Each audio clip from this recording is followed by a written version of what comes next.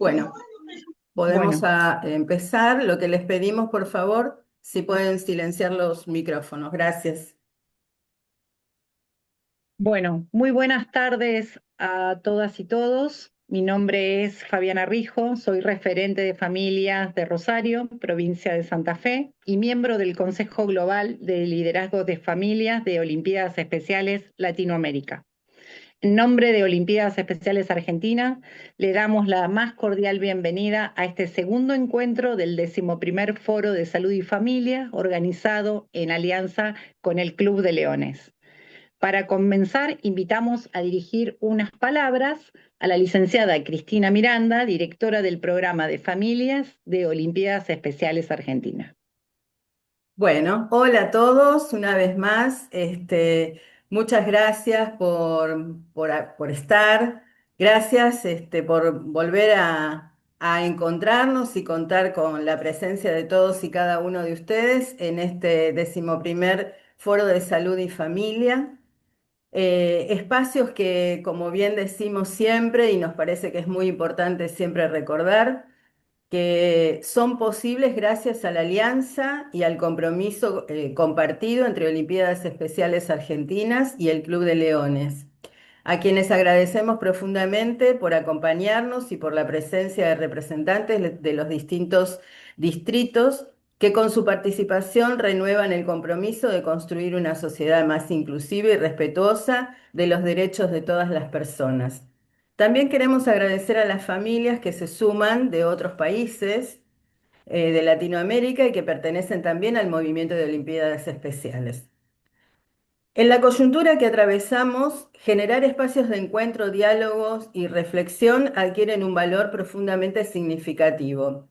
Estos entornos nos permiten escucharnos, compartir experiencias, ampliar nuestras miradas y fundamentalmente visibilizar los desafíos pendientes para garantizar que las personas en situación de discapacidad ejerzan plenamente sus derechos y participen en igualdad de condiciones en todos los ámbitos de la vida. Asimismo, reconocemos que asegurar su bienestar transforma de manera directa la calidad de vida de sus familias. En Olimpiadas Especiales Argentinas trabajamos para transformar los entornos que generan barreras, impulsando espacios como este foro para compartir conocimientos, fortalecer redes y acompañar a las personas en situación de discapacidad desde el respeto a su autonomía, trascendiendo los prejuicios y reconociendo la diversidad como un valor inherente a la sociedad.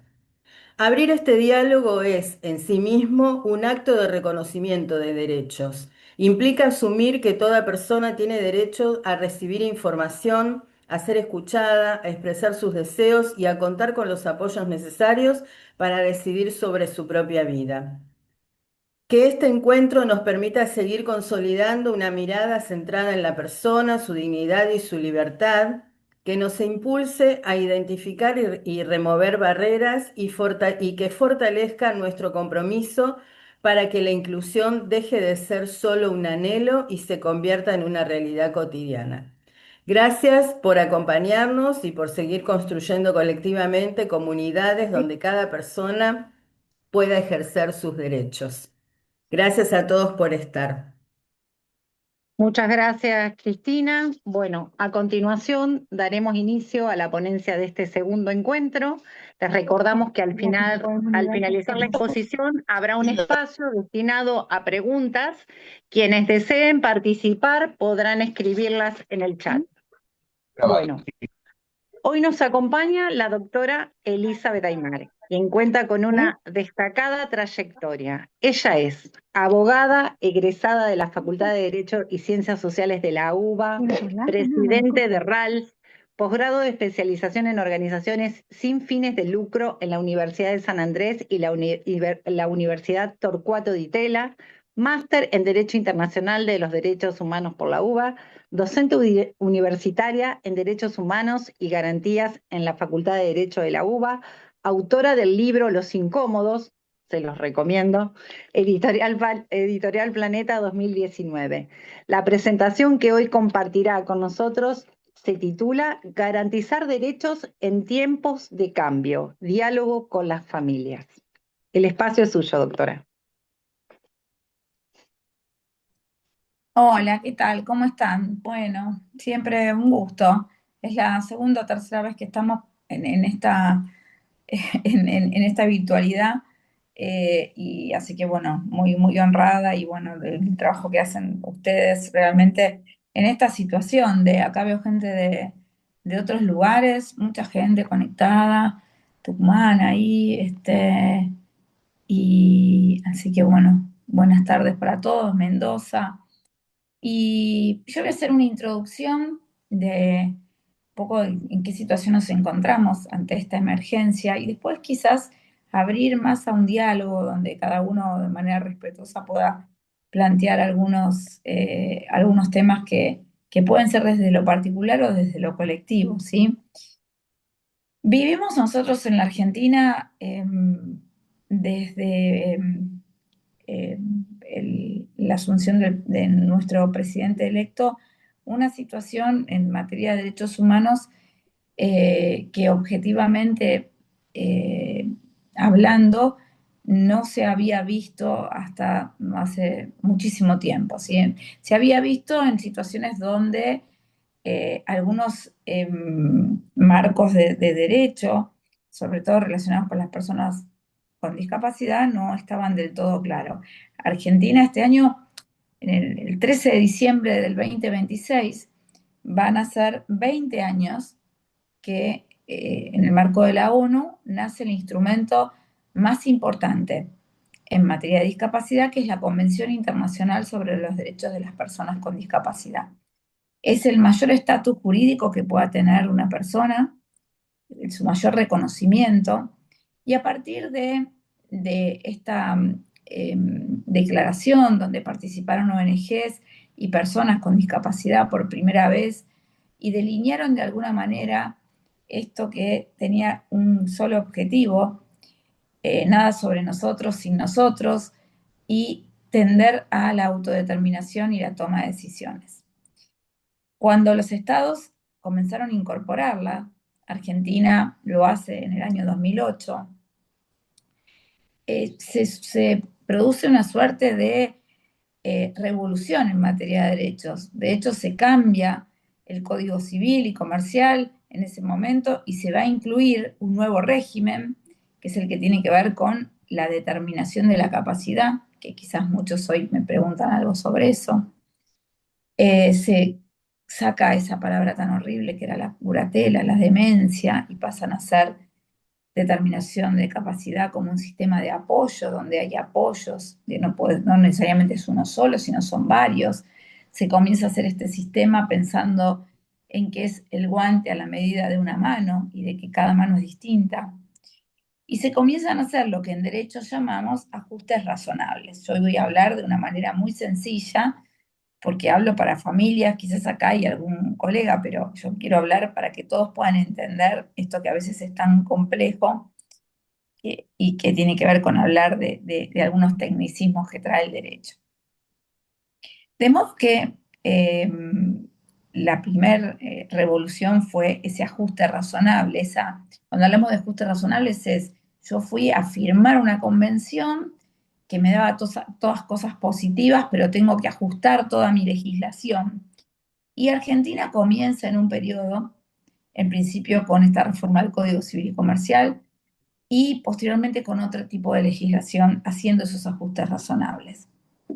Por supuesto que no era lo mismo cumplir la convención, los parámetros de cumplimiento en Argentina, un país pobre, ¿sí? O un país rico, mal administrado, como ustedes quieran, eh, que hacerlo en Holanda, ¿sí? Que hacerlo hasta en España, que es uno de los países más pobres dentro del sistema de la comunidad, o en Grecia.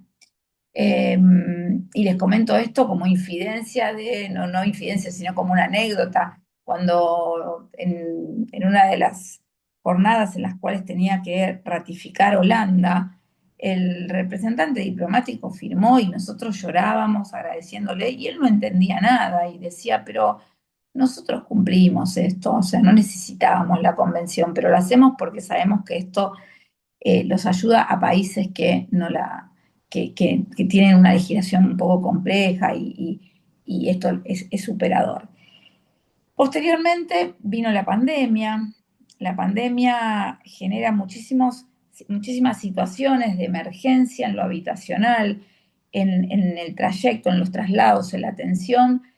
Y si bien aparece algo positivo en materia de discapacidad, que es el acceso a sistemas de educación y de capacitación que antes no estaban pensados, porque la pandemia nos da la posibilidad, nos hace transitar por situaciones terribles, pero también nos da la posibilidad de iniciar una conexión a través de Internet, a través de esto que estamos haciendo hoy, y nos permite entrar a un sistema educativo, a un sistema de capacitación, a un sistema de información, estando en cualquier lugar del mundo y con mucho menos recursos que cuando nos pedían que todo tenía que ser presencial y entonces era para unos pocos. Tan importante fue esta revolución en materia digital que la primer conferencia de Estados partes posterior a la pandemia, que es esto, la conferencia, una vez que sale la convención internacional, aparece un seguimiento todos los años, hay una semana en Nueva York donde se hace el seguimiento, se invita a los estados y por primera vez después de la pandemia se abre a presencial y virtual.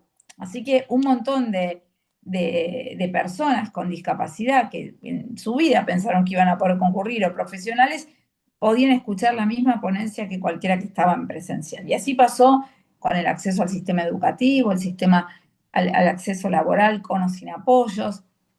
Esto siguió adelante con los vaivenes de la Argentina, por supuesto, hasta que nos encontramos ante un recorte muy fuerte, que primero se vio en el aumento de prepagas, ¿sí? Muchas de las personas con discapacidad dependen de una prepaga y no necesariamente las personas a veces tienen la prepaga más cara que la puedo pagar, sino esas prepagas que son más pequeñas y que uno hace todo lo posible para poder juntar para la cuota y se encontraron con que tenían que pagar el 300, el 500% y en muchos casos se daban de baja y eso implicaba dar de baja la rehabilitación.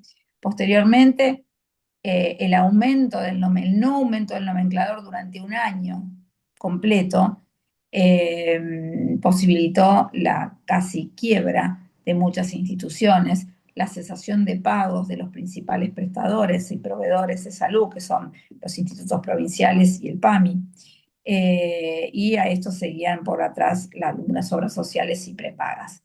Es así como aparece esta situación de emergencia nacional y una ley que está vigente, 27.793, que es la ley de emergencia nacional, con una fijación hasta el 31 de diciembre del 2026. Del resto lo conocemos todos, todo lo que ha sucedido para que esta ley no fuera cumplida, si no tuviera o sea, desde el punto de vista judicial uno puede realizar apelaciones, tratar de por ahí evitar, hubo amparos también para el cumplimiento de esta ley, de hecho uno muy importante en la provincia de Córdoba, hubo también aquí en Capital y también en provincia de Buenos Aires, en Tucumán. ¿Por qué? Porque estaba la ley y tampoco se cumplía las prestaciones. Entonces, bueno, por ahí anda también hablándose de una posible renovación hasta el 2027, hasta diciembre del 2027. Eh, ¿Qué generó esto? Un déficit, una dificultad económica, Ponerlo en el platito. algo que repercutió a todos. Por primera vez, Cuidado eh, con se re- re- el sistema de prestaciones caído repercutía a todos. Y algo desde mi experiencia en la dirección de organizaciones sin fines de lucro y en mi especialización en el manejo de organizaciones, tiene que ver con algo muy interesante que sucedió y que en este desastre se unieron dos que estaban peleados todo el tiempo, que eran por un lado los prestadores, a los cuales creíamos que eran esta gente que se llenaba de dinero y que proveía un montón de cosas y que bueno, tenía que dar la prestación aunque no le pagaran 6 meses después, y por el otro lado, personas con discapacidad. Esta dicotomía en algún momento eh, se cayó, no me sale la palabra ahora. Y finalmente hubo una confusión desde lo positivo entre personas con discapacidad y prestadores, entendiendo que la persona con discapacidad requiere al prestador para poder tener el transporte, para tener la prestación educativa, la prestación terapéutica, y entonces fueron uno solo y ese uno solo fue un colectivo que se unió, que fue a marchas, que hizo lo que ustedes vieron y vimos todos, y es de público conocimiento, que hubo ayuda de algunos personajes que hasta ese momento no habían hablado, pero que después creo que de golpe dijeron tenemos hijos, tenemos hermanos, y eso importó también en que el resto de la gente conociera cómo era la vida de las personas con discapacidad y sus familias, y replicara esto, y entonces todo el mundo sabe de qué se trata un poco la discapacidad. Hoy ha bajado, ya no estamos tan en agenda diaria como lo estuvimos durante hace unos meses. Sí seguimos con una dificultad de un nomenclador muy pobre y un aumento más aún.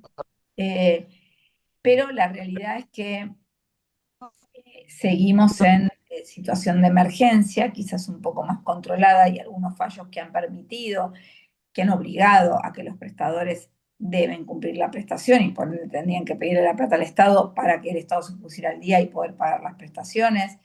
Eh, ¿Qué tuvo de positivo esto? Bueno, esa, la unión de un colectivo, la fuerza de un colectivo que se impuso, y que hoy si uno le preguntara a cualquier persona por la calle, si sabe lo que atraviesa una persona con discapacidad y su familia, un poco podría contarles.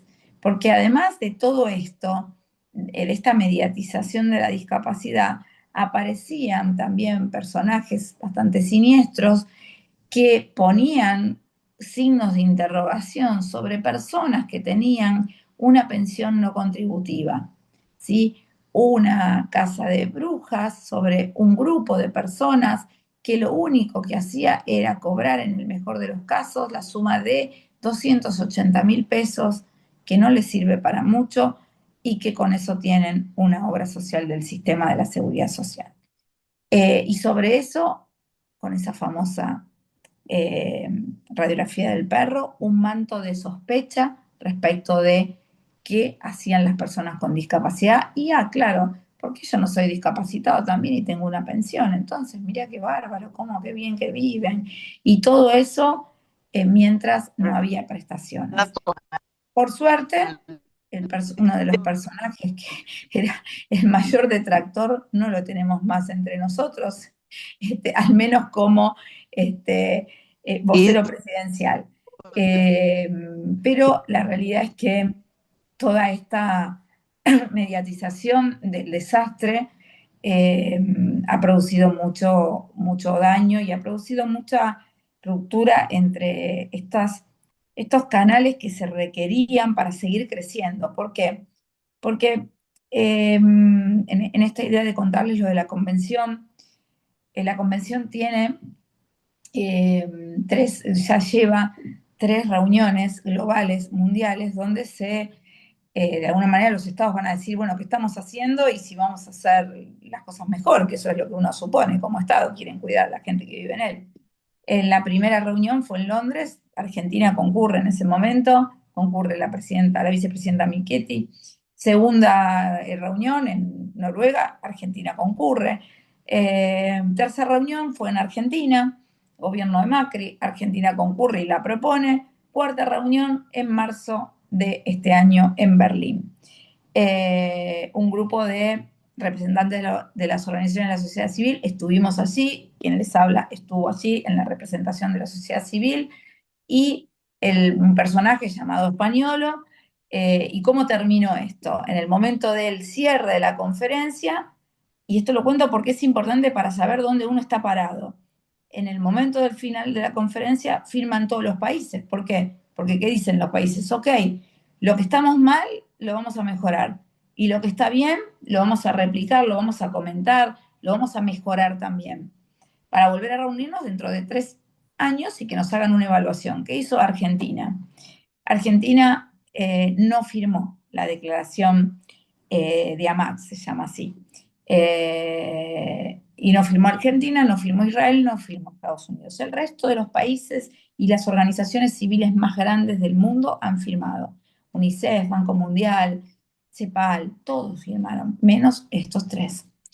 Y eso habla de qué, de que cómo lleva una política pública tendiente a proteger a personas con discapacidad si en el evento más importante de la convención que Argentina ratificó, no le voy a dar, digamos, mi firma. Veremos qué pasa dentro de 3 años. Argentina tampoco se presenta hace 2 meses, en junio, a la conferencia de Estados Partes, donde también se habla de discapacidad y se habla toda una semana de la convención. Y la semana pasada la Corte Interamericana dio una audiencia a algunas de las organizaciones de la sociedad civil para que se hablara sobre la situación de vulneración de personas con discapacidad. Esta es la situación, es como la foto que se vive hoy en materia de discapacidad y derechos humanos. ¿Por qué? Porque la discapacidad es parte es una cosa chiquitita en el programa de derechos humanos, pero lo es. Entonces, esta es la situación, esta es la realidad. Uno puede estar después de acuerdo, no hablamos de política, acá hablamos de una realidad. La realidad es esta, es que el recorte es absoluto, la cesación de pago es mucho peor, pero nosotros estamos acá reunidos hoy con, ojalá, personas con discapacidad, presentes, familiares, profesionales, y entonces lo que tenemos que saber y poder empezar a destrabar es cómo seguimos aún en esta situación. Estas situaciones son las que nos imponen un poco de más resiliencia, porque las familias de personas con discapacidad están acostumbradas a ser resilientes o aprender a hacerlo. Y esto es como algo más. Ahora tengo una carga más y tengo que poder. ¿Qué es lo que quiere desde, vamos a poner, un Estado? Que me paralice, que tenga que pensar todo el tiempo si me van a pagar la prestación o no, entonces no puedo continuar. Pero la realidad es que la vida continúa. La vida continúa, las personas con discapacidad deben seguir en sus escuelas, en su terapia, en sus juegos, en los deportes, debe continuar. Entonces, ¿cómo hacemos para que esto continúe? Hasta que las cosas modifiquen, si es que modifican, y si no, bueno, a remar como con el agua que se dé y sobre el agua que se dé. Pero bueno, esta es la situación actual, y nosotros tenemos que tratar de poder, nuestro objetivo es, tanto para las personas como para las familias, que las personas con discapacidad puedan ejercer sus derechos para lograr la mayor independencia posible y sentirse independientes y aptos para la vida en sociedad en un formato de inclusión real.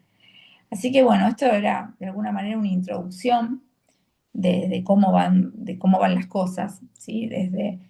Eh, para que podamos plantearnos ahora sí, si quieren, podemos tener ya como un conversatorio con algunas preguntas, que algunas las pueden escribir acá y las vamos leyendo, y otros que les sirven, quizás una pregunta sirve a varios, y otros pueden a viva voz desmutearse y hacer la pregunta.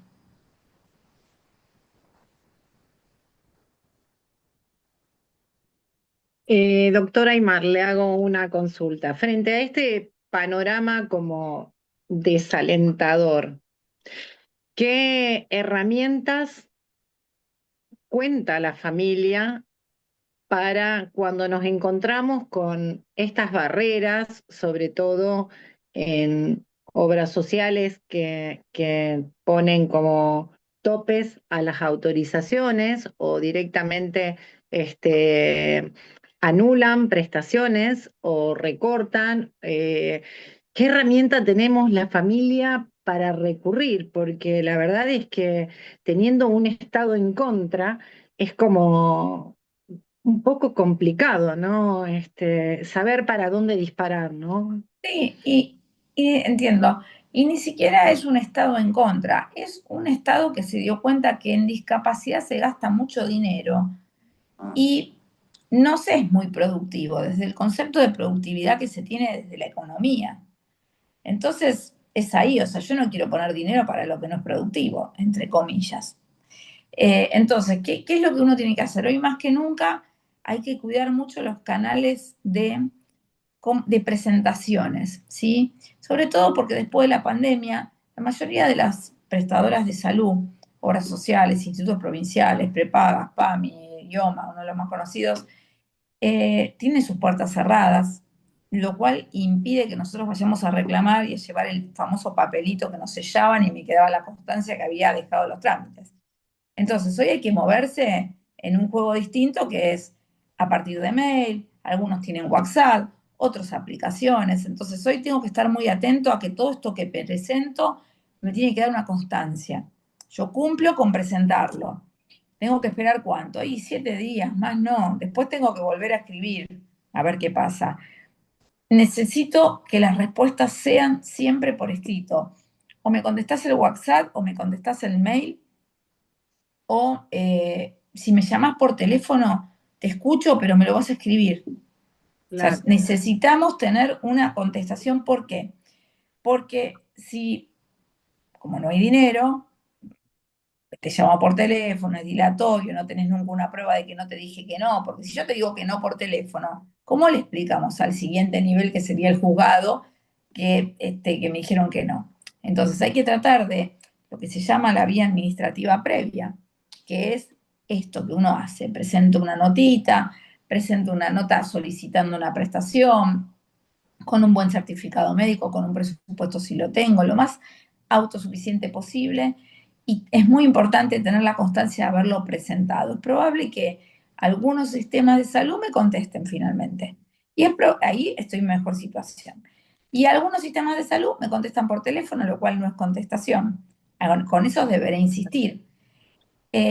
Al cabo de 30 días, si no hay ninguna contestación, yo ahí sí puedo y le demuestro al juez, porque ahí ya voy a tener que ir a hacer un amparo, o en principio hasta una carta de documento, aunque sea, pero ahí yo demuestro que, mira, yo te mandé un mail el 3 de junio y vos no me contestaste.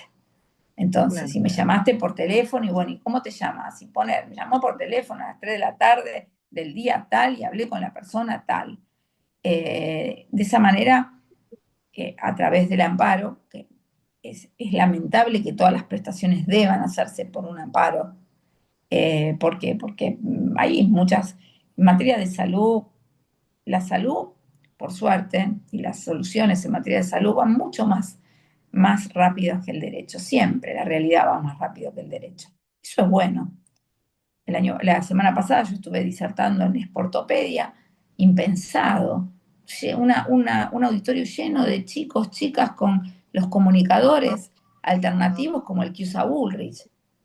¿Por Claro. qué se produce esto? Porque hoy la gente se capacita, sabe que esto existe, y entonces lo solicita. ¿Esto es caro? Sí, es caro, pero bueno, hay un aporte que nos fija el empleador, que nos fijó la ley, que nos fija la prepaga cuando aumenta la cuota. Bueno, y este es el infortunio de alguna manera. ¿Por qué? Porque piensen que no más del 10% de personas en una cápita de obra social o prepaga tienen discapacidad, y muchas de esas discapacidades no son de alto costo. Entonces, Claro. el prestador de salud siempre va a querer, en todas las épocas, en esta y en otras, siempre va a querer el que menos, sería como el auto, el que menos, la compañía de seguro que quiere, el menos chocado. Bueno, acá pasa lo mismo, o sea, porque quiero que no me salga nada. Bueno, en discapacidad esto no sucede, y en tiempos de emergencia tenemos que ser entonces muy cuidadosos en las presentaciones, en el seguimiento, en no dejar de pasar más de 30 días, sobre todo porque yo, cuando digo esto es urgente, ¿cómo le digo al juez que es urgente si después pasaron 3 meses? O a veces, erróneamente, se piensa que, bueno, lo compré y ahora le pido el reintegro. Y eso ya no es de la misma manera, porque ya los jueces después consideran que esto no es urgente porque vos lo pudiste comprar. Entonces entramos en otra situación. ¿Cuánto tiempo se le puede deber al prestador? La realidad es que no le debería deber nada, pero no le puedo deber más de 3 meses. Si la escuela me dice no me paga hace 3 meses, el transportista no más 3 meses, por más que me lleve, yo tengo que hacer algo, porque además ustedes son los únicos que pueden hacer algo de la persona con discapacidad o en representación sin tener la fricción que podría tener el prestador, porque el vínculo entre ustedes es siempre con la prepaga, la obra social, el sistema provincial. Nunca ustedes están pidiendo para un prestador, siempre están pidiendo, está bien, bueno, ese transporte lo hace tal, esa silla tiene el nombre tal, ese profesional tiene, pero las cosas se llaman por un nombre, pero ustedes no tienen ningún vínculo con ellos. Ustedes simplemente tienen un vínculo con quien debe cubrir una prestación para pagarle al prestador de elección. Así que hay que ser extremadamente cuidadoso de eso y no dejar pasar mucho tiempo, porque en estos desgastes, bueno, ya no te pago, no te pago, listo, después uno ya hace 6 meses que esto, y lo más probable es que a veces se dejan las prestaciones. No sé si Entonces, digamos que frente a toda prestación tenemos que tener una constancia, ya sea número de trámite, de ingreso del trámite y de ahí contabilizar 30 días para la respuesta de la obra social, porque muchas a menos veces, que sea, a menos que sea extremadamente urgente, como puede ser una medicación, una cirugía, un tratamiento, sí, sí, bien, ahí. y en todo caso, y en el otro recurso sería presentar un recurso de amparo, que también lleva su tiempo el recurso de amparo, o El, no. el recurso de amparo lleva un tiempo, o sea, desde que una persona nos trae la documentación correspondiente, que cuál es esta, todo lo que se pide, cómo lo presentaste, un amparo puede presentarse en 7 días, porque así lo dice el código y la ley de amparos. ¿Cuánto puede tardar en salir? Bueno, de acuerdo a la urgencia, tiene que tardar en salir entre 7 días y un mes y medio. Más no. En esto es importante destacar dos cosas, tanto en materia de hoy la salud. Yo hace 22 años que, bueno, para los que no me conocen, tengo 56. Lo digo esto porque cuando digo que hice el primer curso de discapacidad en la Argentina, me piensan que tengo 80.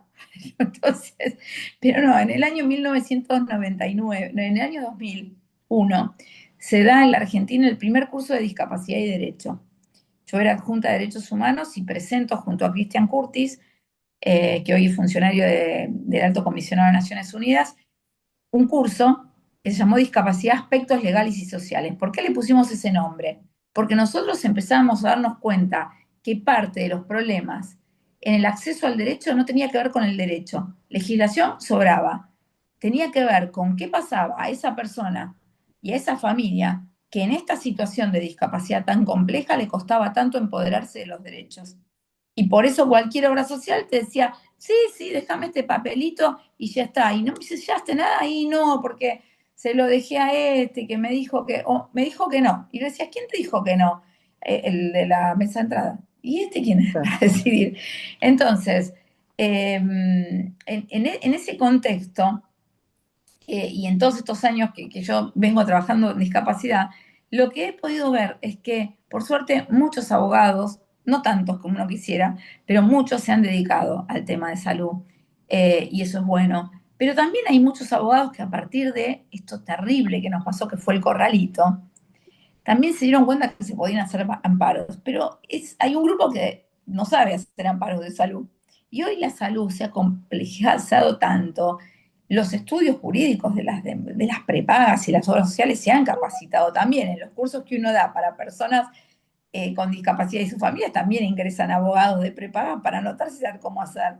Entonces, hoy uno litiga con alguien que sabe mucho.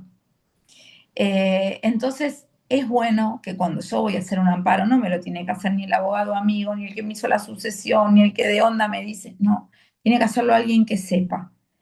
Cuando me voy a una determinación de la capacidad, que si quieren después hablamos de eso, tiene que saber más todavía, ¿sí? Porque si no, lo que me pasa es esto, es un desgaste terrible porque el colega no lo sabe hacer, porque no llega a resultados favorables, porque es una especialización muy compleja. Para que se den una idea, hace unos días la Corte Suprema rechazó un amparo contra OSDE, donde a alguien se le ocurrió pedir, imagínense, pobre persona, que se tenía que operar de la rodilla y tenía una indicación de hacer una cirugía en Madrid. No había consenso médico. Los abogados que tomaban el caso no sabían que uno debe fundar muy bien cuando quiero irme a operarme a otro lugar. ¿Y qué Claro. pasó? Perdieron el caso. La corte dijo, no, no había suficiente basamento científico. Entonces, hay que tener mucha responsabilidad, mucho cuidado. Uno no le puede pedir a un profesional que tenga responsabilidad, tiene que tener cuidado uno en la elección, ¿sí? Es importante eso. Y además que en causa propia, porque quizás muchos de ustedes, algunos es colega y tiene hijos con discapacidad o hermanos, la verdad que uno de mis hijos tiene discapacidad, tiene Juan, que vive solo, es estudiante de la Universidad de Avellaneda, parálisis cerebral, es su condición, es su mínima condición porque este, no molesta para el resto de las actividades que él hace. Y realmente todo lo que tiene que ver con su cobertura yo no le he pedido nunca, porque la verdad que soy muy subjetiva en el tema. Entonces siempre hay que tratar que no sea ni el hermano, ni el amigo, ni nosotros nunca, jamás, porque es muy doloroso recibir un no de alguien que es un familiar. Entonces, siempre, bueno, en la elección hay que tener ese cuidado. Una vez que se realiza el amparo, a los 2 meses, a lo sumo, tiene que estar resuelto, ¿sí? Y Bien. entonces eso no les perjudica en nada, o sea, todo sigue igual, al contrario, a veces funciona, ponen afiliado con amparo y a ese le van a dar todas las prestaciones. Acá había unas Sí. preguntas que dice, ante la falta de abono por prestaciones, es muy difícil hacer una acción legal con el patrocinio de abogados. Es verdad esto, ahora vamos a hablar de esto. Después, si no lo podés costear, terminás yendo a la defensoría. Sí, y ahí es más complejo la situación. Bueno, ¿qué sucede con esto? Eh, para que tengan una idea, el Colegio de Abogados hoy regula que determina que el valor más económico del amparo es 2.600.000 pesos. Ah, Ese es el mínimo honorario. De eso para arriba lo que quieran. Entonces, eso hace que muchos abogados no se dediquen al tema. Tienen que tratar de buscar asociaciones en general. En general hay asociaciones como la que yo presido, pero hay otras asociaciones que también que tienen que ver con específicamente que tienen sus abogados propios, como puede ser ASDRA, como pueden ser esclerosis múltiple, etcétera. De manera que tengan abogados que tengan honorarios asequibles, ¿sí? El que se dedica a esto tiene que tener honorarios de eso, o sea, no, si no uno podría dedicarse a otra cosa. Eh, Colega, ¿qué tal, Adrián? Hoy la justicia está abarrotada de expedientes, lo cual retarda la resolución, no sería necesario un foro especial.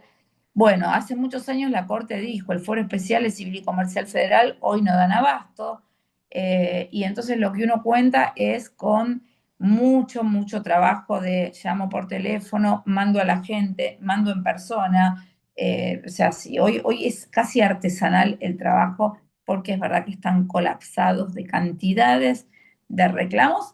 Vuelvo para atrás, en función de que estamos en una situación de emergencia absoluta y aquellos que venían cumpliendo con regularidad ya dejaron de cumplir. Y uno vuelve a pedir a lo largo de lo que uno ha podido ver, de pedir agentes monoclonales para enfermedades de alto costo, uno pasa a pedir una silla de ruedas, un andador, cuando uno pensaba, yo ya está, esto ya lo pedí hace muchos años. Pero bueno, la falta de recursos. No sé si contesté las preguntas, si tienen alguna otra. aprovechen que tienen aquí a la doctora para preguntar todo lo que necesiten. Piensen en las situaciones personales o Por eso les decía sobre determinación de la capacidad, también por ahí a también veces eso hay puede. algunas dudas. Siempre, esto está atado a qué va a pasar cuando no esté, ¿sí? Que siempre es un miedo tan latente en todos.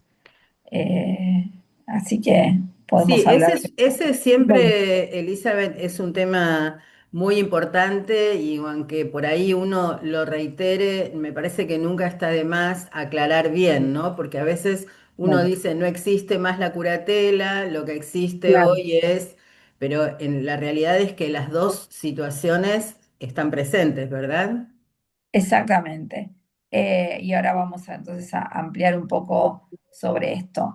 Em, ¿Cuándo? Vamos por lo más fácil. La demencia dejó de existir, ¿sí? Todas las personas somos capaces. No hay más dementes ni insanos.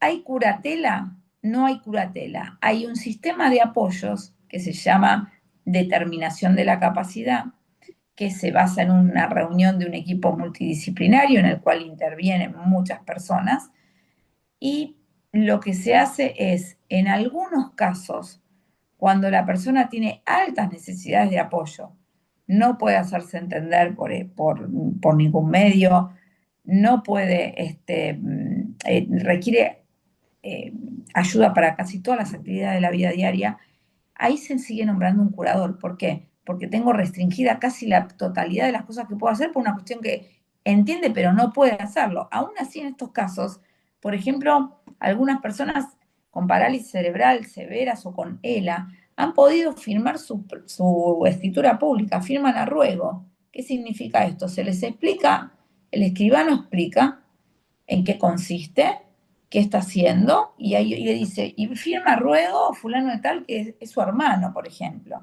pero la propiedad es de la persona. De modo que la capacidad hoy es la regla. Y en esos casos hay un curador. En los demás casos, el 98% de los casos, hay figuras de apoyo. Puede haber un apoyo que se dedique a manejar el dinero, puede haber un apoyo que sea el que maneje el equipo médico, puede el apoyo que se dedique a la salida, puede el apoyo que sea el amigo, puede la cantidad de apoyo que quiera. Puede haber un apoyo legal, o sea, hay gente que hasta nombra el apoyo legal dentro de la determinación. ¿Para qué me sirve esto? Es un sistema de protección que permite, en principio, dar tranquilidad a quienes van a continuarnos. ¿Por qué? Porque sucede, no, para decir, bueno, ¿cuándo pasa esto? Cuando las personas cumplen 18 años, adquieren la mayoría de edad. Es decir, que aquellos que somos padres termina nuestra patria potestad. En los casos en que tenemos hijos sin discapacidad, nosotros ahí o sea, como que nos damos bien cuenta que terminó, porque en muchos casos los hijos manejan, se van, no quieren que se... Y ahí nos queda recontra claro que ya se terminó nuestra patria potestad. En el caso de las personas con discapacidad, se nos confunde mucho, porque muchas veces ustedes dicen, pero con hijos de 30, 40, 25, pero sí, ¿por qué tiene que ir a decirme algo el juez si yo vengo haciendo lo mismo? Del día que tiene 18 hago lo mismo a los 19, a los 20, es más, cada vez hago más. ¿Por qué? Porque la necesidad de apoyo se va incrementando. Porque en realidad desde la ley vos ya no sos nadie, no tenés la patria potestad.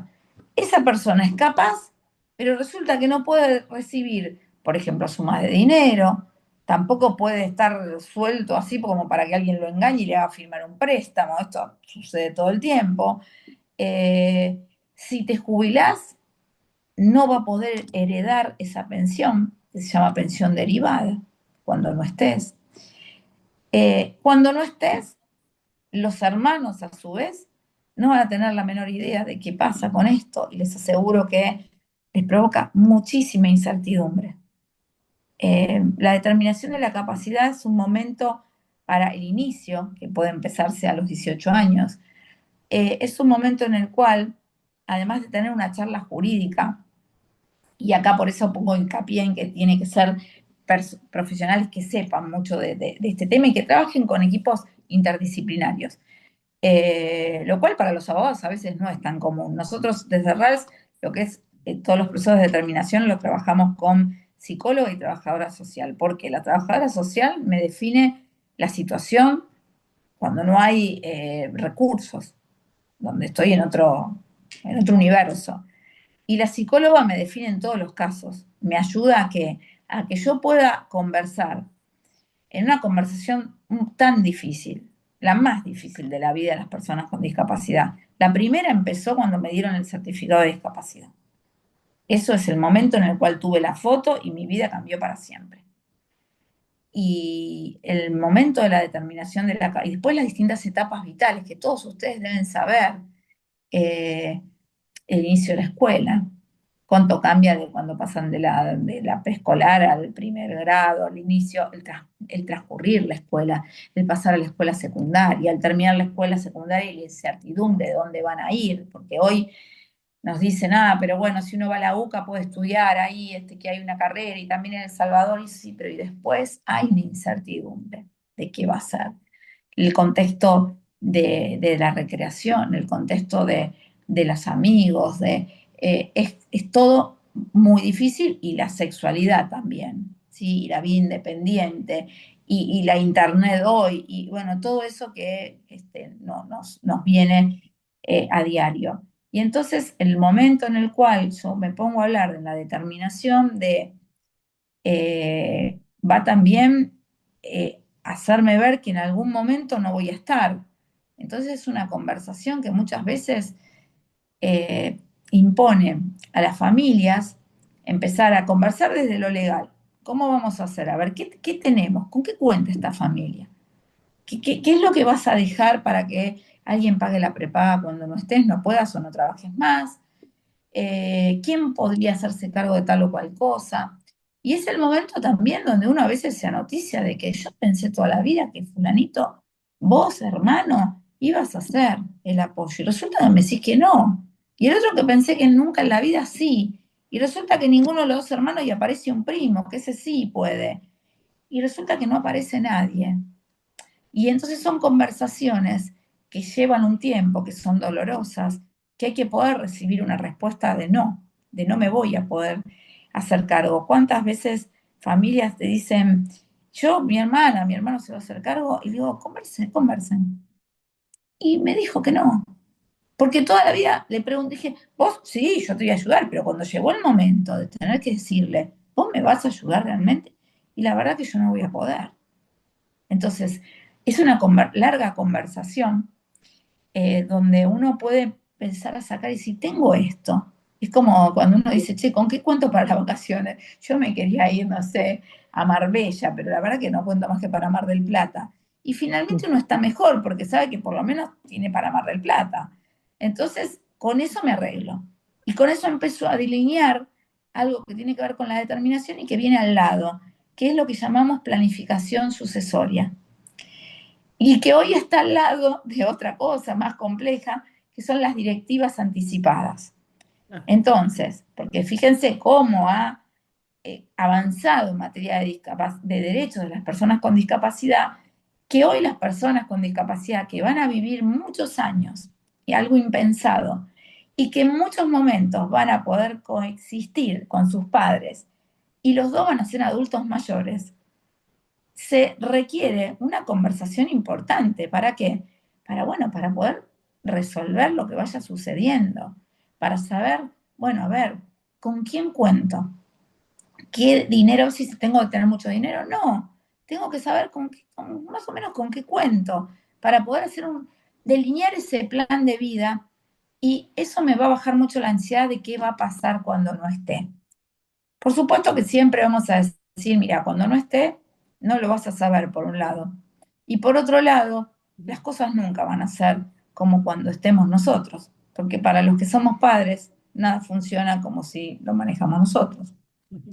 Y de eso no vamos a escapar, pero sí saber que como esto no se va a mantener en el tiempo, el derecho me puede hoy aportar situaciones de protección como la determinación, blanquearle al juzgado, cuento con esto, hicimos una donación, hicimos un fideicomiso, tenemos directivas anticipadas. ¿Por qué? Porque le hemos preguntado, hoy personas con discapacidad que yo he atendido cuando tenían 20, 30 años, hoy tienen diagnósticos de cáncer, que uno dice, qué terrible. Sí, es terrible, pero por otro lado, estas personas nunca tenían estos diagnósticos porque no llegaban a más de 40 años. Entonces, uno tiene que poder también pensar en que, ¿por qué esta directiva anticipada que se habla solamente con las personas sin discapacidad? Tenemos que buscar profesionales que puedan hablar, bueno, ¿vos qué vas a querer hacer si pasa tal cosa? Y les aseguro que la persona con discapacidad puede a su manera, con sus palabras, ¿sí? Así que eso es algo que yo invito a poder hacerlo. Es una Perdón, situación. Elizabeth, Sí. ¿podrías como ampliar un poquito más el tema de directivas anticipadas? Ahora, esperá que termino de leer. Si tienen contacto de asociaciones donde uno pueda tener patrocinio de abogados, bueno, nosotros después, en todo caso, si les dejan los contactos de RALS es una de ellas, y Sí. después todas las organizaciones que tienen que ver con alguna discapacidad en particular tienen también. Si muchas derivan a RALS, por ejemplo, bueno, a CEPAR, ADEI, pero nosotros hace 20 años que estamos en Argentina, así que para tramitar el CUT en caso de diagnóstico intelectual, cuando la persona es mayor de edad, es necesario contar. No, el CUT es una cosa distinta. Hay 3 certificaciones de discapacidad en la Argentina. CUT, que es voluntario además. O sea, uno puede no tener el CUT y tener la determinación de la capacidad. ¿Por qué? Porque el CUT es lo que me da prestaciones de salud, para que yo no pague nada de lo que vengo pagando hasta el momento. Y pueda hacer los trámites de la ABL y pueda poner el auto con el estacionamiento, etcétera, etcétera. Y transporte público. La determinación de la capacidad no interviene el Ministerio de Salud, interviene un juez. Y después está la otra determinación de capacidad, que es la laborativa, la que hacen con las discapacidades traumáticas, es decir, las que son adquiridas después, y donde alguien me hace una evaluación y dice, bueno, esta persona puede trabajar, no puede trabajar, y entonces en función de eso le doy una pensión que no es no contributiva, es una pensión por discapacidad, porque contribuye al sistema, pero ya no puedo contribuir más. Estaría bueno no pasar por la instancia de iniciar la determinación, porque es un muy engorroso trámite. La ley contempla la curatela, sea como patria potestad. La realidad es que el trámite es muy engorroso cuando uno lo hace con alguien que no sabe hacerlo. Y esto no pasa en esto del derecho, pasa en todas las situaciones del derecho. Y en las situaciones de medicina, en todo. Cuando algo es engorroso es porque hay alguien que no sabe hacerlo. No, son trámites que tardan tiempo, pero que deben tomarse con responsabilidad y deben hacerse con personas que hagan estos trámites, ¿sí? Porque son los que conocen la cocina del trámite, digamos, pero si no, no. Gracias por el mensaje último de Rodolfo. Sí, me decías que querías que explicara Sí, ampliar un algunas. poquito más directivas anticipadas. Bueno, cuando vamos a suponer, yo inicio la determinación de la capacidad, nombro a 2 o 3 apoyos, van a ser los apoyos, se los nombra. Después voy con la planificación sucesoria, si quiero dejar algo, si quiero dejar algún testamento, algo que lo hago y que me lo firman 2 amigos. Tengo para contarles 2 anécdotas. Una mamá que tiene internado a su hijo, porque ella ya es muy mayor, en Hogar Amar. Entonces, entre las cosas que la preocupaban era, ¿qué pasa? Me decía, Eli, yo me muero hoy y en un mes tienen que pagar galeno. ¿Cómo hago? Entonces buscamos una solución, se la pasamos al CONI y dijo, está perfecto. Y ella le dejó a la institución una cantidad de dólares suficientes para que puedan pagar galeno hasta que se venda el departamento que ella va a dejar, porque no tiene familia. En otro caso, no había tanto dinero, pero había cosas que a partir de una jubilación se podían hacer, una jubilación alta. Entonces tenían que ver con lugar de vacaciones que querían que siguiera yendo. Los viernes tomaba un café en un café que estaba a la vuelta y todo esto se escribió. ¿Para qué? Para que cuando no esté esa persona, una T, un asistente domiciliario, un asistente personal, se encargue de hacer esto. ¿Sí? Porque es algo que la persona con discapacidad disfrutaba mucho. Sí, sí, sí, te la banderita. Podemos hablar también de las directivas Te lo doy anticipadas. desde la Mar Esa Venecia. es una Perfecto. conversación que tendremos con la familia y podemos estar con la persona con discapacidad y preguntarle, en la medida que de su comprensión. Mira, a vos, si te enfermas, ¿qué te gustaría que hicieran? ¿Qué tratamientos, hasta dónde, qué tratamientos te gustaría hacer? Muchas veces, usando el caso bueno, que es conocido, de Esteban Bullrich, pero hay un montón de casos de él así, a veces se le pregunta a la persona, bueno, mira, hay un señor, viste, que es conocido, que tiene una traqueotomía, ¿vos si te pasa algo, ¿vos querrías la tracotomía o no? Y bueno, no. Ok, vos pone que no y después si te puedes arrepentir en el momento. Porque la directiva anticipada tiene que ver con eso. Uno puede poner que no quiere hacer nada y después en el momento que le dicen, ahí, bueno, sí, sí, poneme, intubame, haceme lo que quieras. Y tiene que ver con esas situaciones. Pero bueno, es todo, uno no empieza con esto todo junto porque sí, es un montón. Claro. Eh, y sobre todo es un montón y por eso tiene que hacerlo un abogado que sepa interpretar estas situaciones, porque estamos casi contra natura. Las personas que no tienen hijos con discapacidad piensan eh, el último paso, que es nuestro último paso por aquí, en una situación casi de tranquilidad, porque saben que los hijos los van a cuidar, o alguien los va a cuidar, o se van a...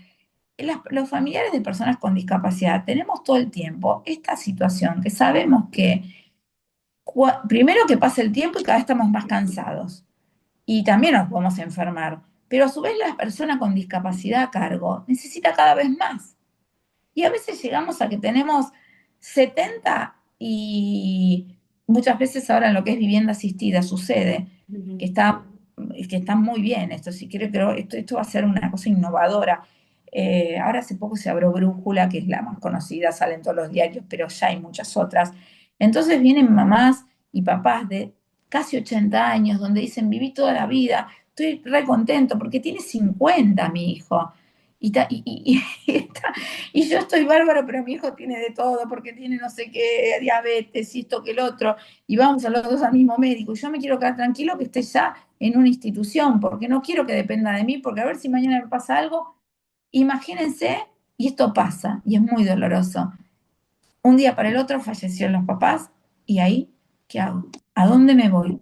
Ahí me internan enseguida, o me llevan a algún lado, o me ponen 50 asistentes. Y yo siempre estuve con mi papá y mi mamá. Entonces, no conviene iniciar todo ese proceso de asistente personal, aunque no lo necesite todo, pero que empiecen a saber que, bueno, mira, tenés una persona que no es ni papá ni mamá, ni los hermanos, que está 3, 4 veces por hora, por día, y va haciendo cosas. Pero esto es extremadamente doloroso, porque no es lo común es que los hijos nos cuiden a nosotros, y acá es al revés. Entonces, además de producirnos preocupación, dolor y estar hablando de algo que nadie quiere, aunque nos va a pasar a todos, que es la muerte, bueno, necesitamos, te aseguro que el derecho en esto es fantástico porque nos da la solución, pero además nos da la posibilidad de poder conversar con gente que nos va a hablar desde otro lugar, que son los psicólogos, ¿sí? Que pueden, que son estos que leen lo que nos pasa cuando ejercemos derecho, porque ejercer el derecho nos cuesta eh, no solamente desde tomar la acción de hacerlo.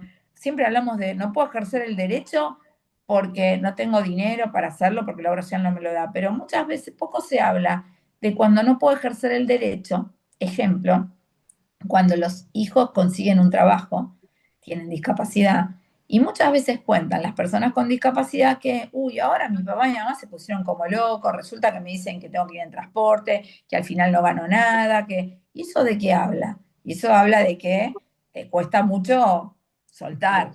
Y entonces no querés tanto la vida independiente. ¿Por qué? Porque la vida independiente se empieza a hacer desde chiquito, desde cuando uno empieza a independizar, aun cuando exista esa discapacidad. Acá dice, un trámite se va a hacer en el caso de la persona con discapacidad intelectual, solo tiene su hermano y su cuñada. Sí, sí, porque en el caso que ni el hermano ni la cuñada después puedan, pasa un curador de oficio, ¿sí? Cuando no hay nadie, aparece el curador de oficio. Por eso, cuanto menos gente hay, es mejor, porque necesito que un juzgado sepa que esta persona un día puede quedarse sola. Sí, viviendas brújulas, la verdad que por lo menos todo el mundo habla muy bien. Ay, qué bueno de Venezuela. La determinación de la capacidad tiene un plazo, se hace una sola vez, pero cada 3 años hay una evaluación interdisciplinaria. Eh, las viviendas asistidas, de momento, hoy no tienen cobertura de obras sociales, algunas por excepción la están cubriendo. Nosotros empezamos a trabajar con las primeras que hubo y tenemos algunos fallos favorables de cobertura específica.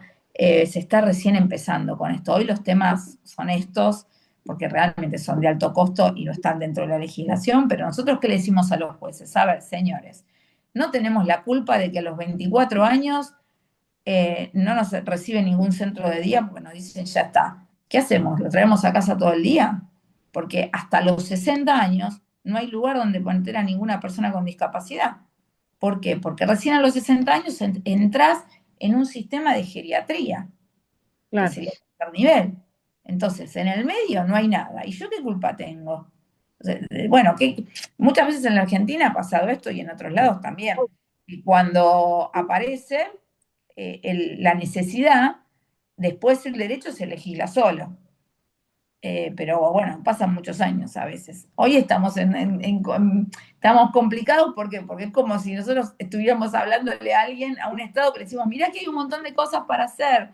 Tenemos todo lo que es derecho al cuidado. Argentina presentó una opinión consultiva, la número 33, la presentó Argentina.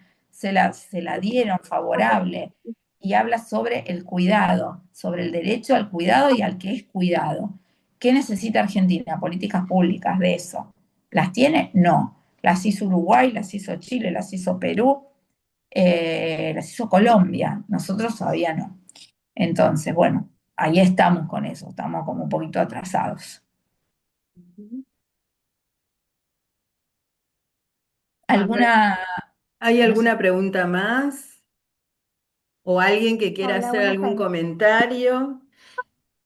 Sabemos que justamente, ¿no? Las personas de más de 30 años son los que ya no tienen dónde estar, ¿no? Y es verdad que no tenemos ni siquiera muy pensado, ¿no? Todavía qué hacer, ¿no? O cómo acompañar a las personas. Por eso es que este rol de asistente personal realmente hoy es como una posibilidad, ¿no? Para ellas, para ellos, para hacer algo diferente. sí, además que el rol, el asistente personal, que hoy, a ver, ¿quién es uno dice asistente terapéutico personal? El asistente terapéutico es alguien que está con una persona que requiere algunas situaciones de medicación. En general se da con esquizofrenia, con algún tipo de trastorno del desarrollo más complejo que requiere realmente un control estricto de medicación o la persona se escapa, bueno, o tiene alguna situación de violencia. Después está el asistente domiciliario, que está más relacionado a personas con discapacidad motora que requieren alto grado de procesos de lo que se llama proceso de carga y descarga, para bañarlo, la silla, llevarlo. Y después está el asistente personal. El asistente personal es una persona que la elige la persona con discapacidad y que no necesita, y o su familia, y que no necesita de ninguna capacitación en particular. No tiene que ser ni médico, ni tiene que ser estudiante de nada, puede ser alguien de confianza, alguien que hoy actualmente la hora de esas personas que no tienen nomenclador está en el valor de entre 10.000 y 15.000 pesos. Eso es lo que generalmente cobran, se hace a partir, hay muchas empresas que lo hacen o personas de confianza que después la obra social para pagarme me dice, bueno, tenés que o que se hagan monotributistas y que facturen o que directamente tengan un recibo de sueldo. Eh, y eso es, bueno, la verdad que es muy bueno. Todo lo que permiten también esto de estar con gente, no siempre con mamá, papá, los hermanos, está muy bueno. Ahí, Ahí ahí, les estoy dejando algunos sí, datos de cómo pedir un asistente domiciliario. ¿cómo pedir un asistente domiciliario? Bien, para todo todavía estamos con el modelo rehabilitador. Claro. Y entonces, ¿cómo pido? Necesito un certificado médico que diga claramente que la persona requiere un asistente domiciliario con determinadas características para todas las actividades de la vida diaria. Se piden módulos generalmente los módulos van desde 4 horas por día hasta 24. Entonces uno pide lo que... Eso hay que pedirlo con el certificado médico y si ustedes tienen un presupuesto también lo presentan. Eh, Esto hay que esperar que nos contesten, si nos contestan que no, en muchos casos contestan que no. Bueno, ahí se sigue primero se sigue con a ver, ¿los perdí? Ahí está. Primero se sigue con siempre hay que tratar de, bueno, no ir directamente al amparo. Hago una carta documento bien hecha y después hago después por ahí sí hago el amparo. Pero primero tengo que tener o sea, por lo menos que me digan que no. Y eso sería más o menos lo que uno tiene que hacer. Claro. Buenas tardes, te consulto algo. Sí, Mira, yo hace 13 años le hice la curatela a mi nene, soy la curadora oficial. En el bien. dom- me citaron cada 6 meses, después cada un año. La última vez que me citaron en el 2020, puse que pedí para tener a mi hija, que en el caso que me pasara algo porque tengo un problema de salud, mi hija se queda a cargo. Ya lo presenté, ya ella y mi hijo fueron a una entrevista en el juzgado, pero la jueza todavía no me citó y ya va a ser 5 años para darme a ver si me dio la curatela compartida con ella. Bueno, ahí hay que hablar ¿Pero qué le hiciste? ¿De oficio o lo hiciste con abogado? No, la curatela se la hice yo y se la saqué en 2 meses.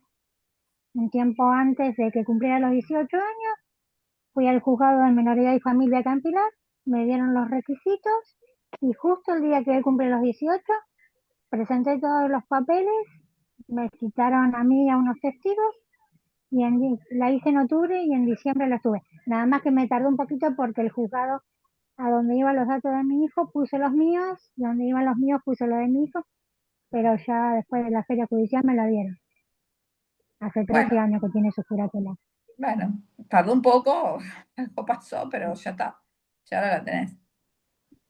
Sí, pero ahora yo quiero saber, en 2020 ya le hicieron los exámenes a mi hija con el hermano, porque yo pedí la curatela compartida, cosa que si en Bien. el caso que a mí me pasara algo, ya el hermano se hace responsable, pero no me dio ningún comprobante en papel que salió la curatela compartida. Bueno, tenés que ir a pedirlo eso, ¿sí? Porque, o sea, el comprobante es Ah, muy sí, importante.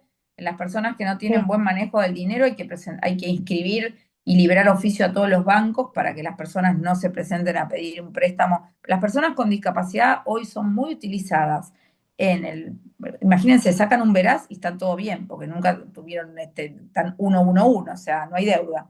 Entonces son muy buscadas, se les ofrece préstamo, firman a veces, esto es un problemón después aparte en las determinaciones de la capacidad, esto se puede solucionar. Y el otro fantasma es las billeteras virtuales, ¿sí? Donde o sea, hay desastres. Y eso también hace que la determinación de la capacidad sea bueno. ¿Por qué? Porque si uno libra, en el caso de nosotros cuando las hacemos ahora, libramos oficio a todas las billeteras virtuales, la más conocida Mercado Pago, pero hay un montón más.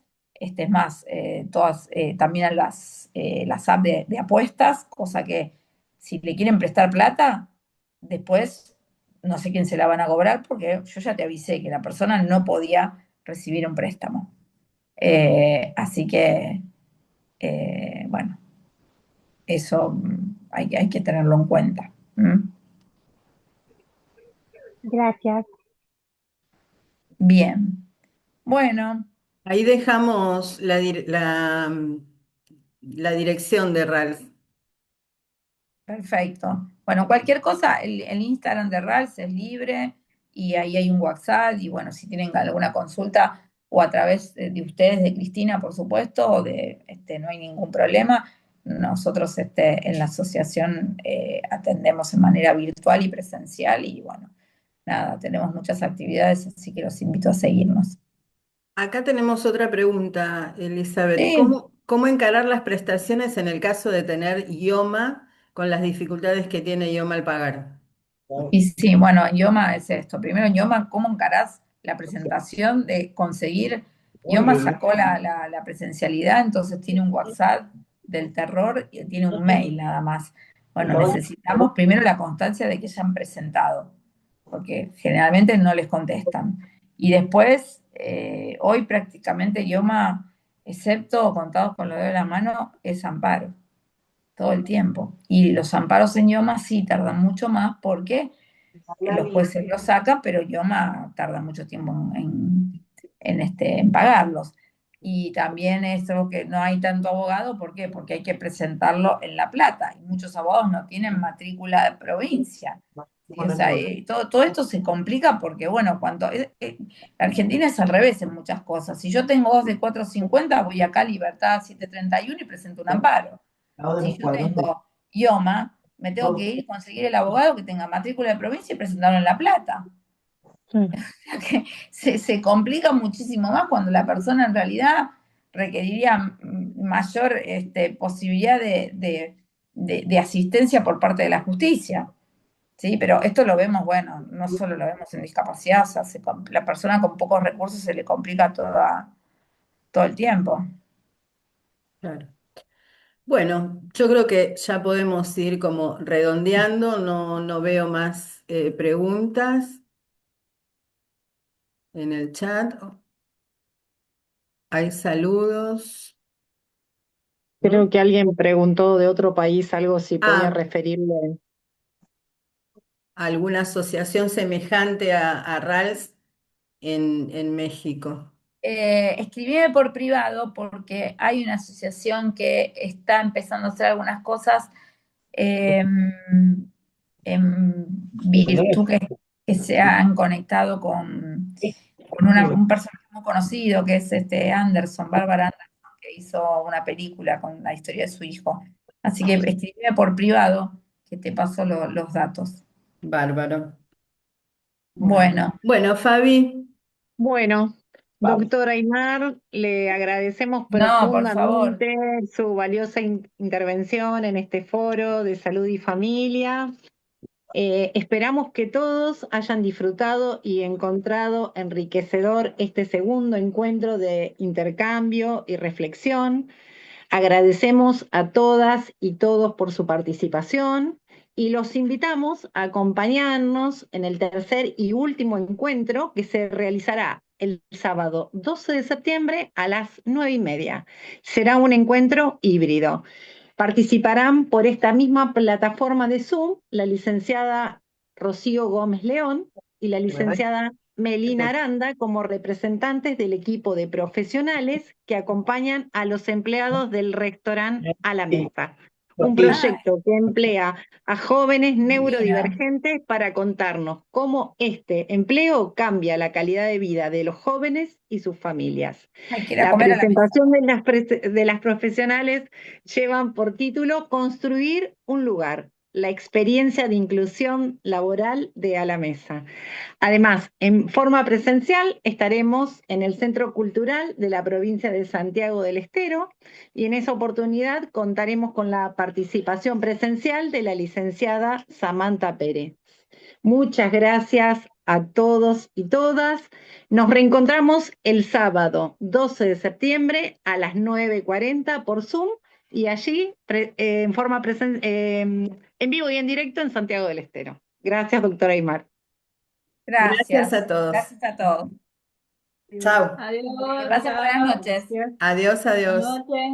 Adiós. Chao. Chao, chao. Chao. Muy bueno.